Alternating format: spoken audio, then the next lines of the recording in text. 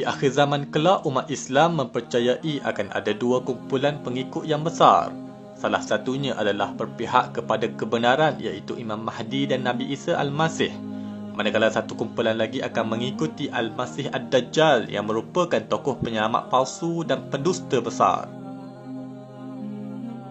Apa yang menarik adalah hampir di dalam setiap agama besar memiliki kepercayaan datangnya tokoh penyelamat di akhir zaman.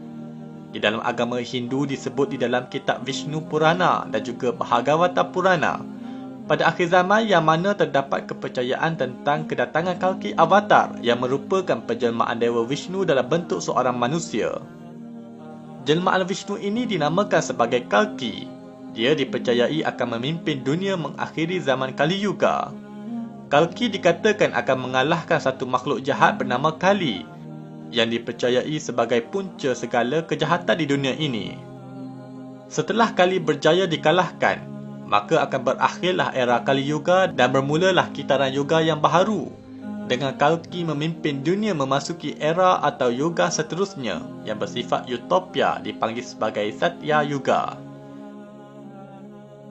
Di dalam agama Buddha pula mempunyai kepercayaan terhadap kedatangan Buddha akhir zaman. Di dalam kitab Cakravarti Sutta ada menyebut Buddha akhir zaman itu dinamakan sebagai Maitreya. Dan ia dikatakan bakal muncul sebagai Buddha yang baharu apabila ajaran Siddhartha Gautama Buddha telah lenyap dan dilupakan oleh manusia di dunia ini. Sebelum kedatangan Maitreya, manusia dipercayai akan mengalami satu keruntuhan sosial yang sangat teruk terlebih dahulu. Kedatangan Maitreya akan menjadi penanda kepada berakhirnya zaman keruntuhan sosial tersebut. Dan Maitreya akan bertindak seperti mana Siddhartha Gautama dengan mengajar ajarannya kepada manusia. Di dalam agama Kristian pula memiliki kepercayaan kepada konsep kedatangan Jesus kedua atau disebut sebagai parousia untuk membangunkan kerajaan Tuhan di atas muka bumi. Kedatangan Jesus kedua ini dipercayai akan bermula dengan kejadian dua peristiwa yang besar yang dikenali sebagai Rapture dan Great Tribulation. Hal ini disebut di dalam Bible di dalam buku kedua Tesalonika, bab kedua ayat nombor 8. Mereka mempercayai konsep rapture adalah satu peristiwa di mana semua orang-orang Kristian sama ada yang masih hidup atau yang telah mati akan diangkat dan dikumpulkan di atas awan bersama-sama dengan Jesus.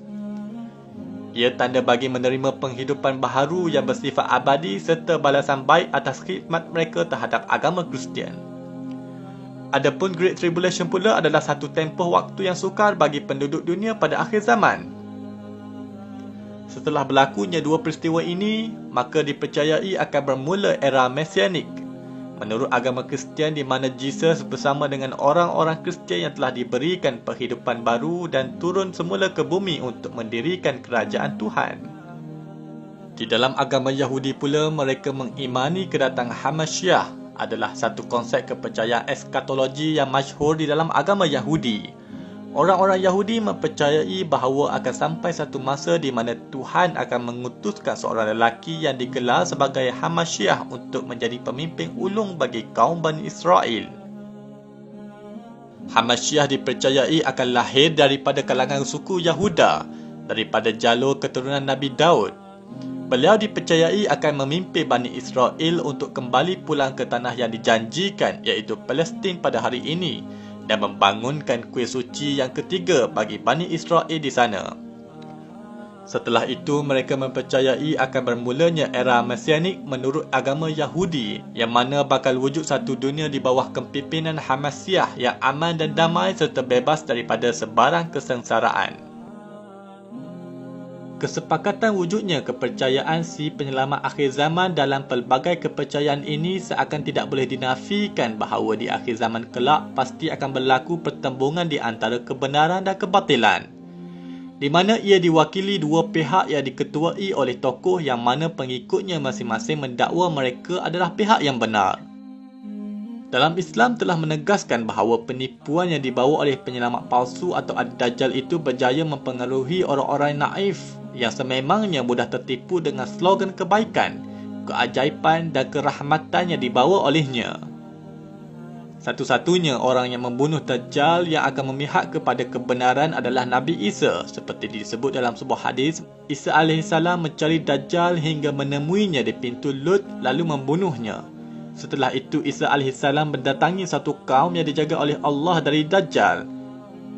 Baginda mengusap wajah-wajah mereka dan menceritakan tingkatan-tingkatan mereka di syurga. Hadis riwayat Muslim.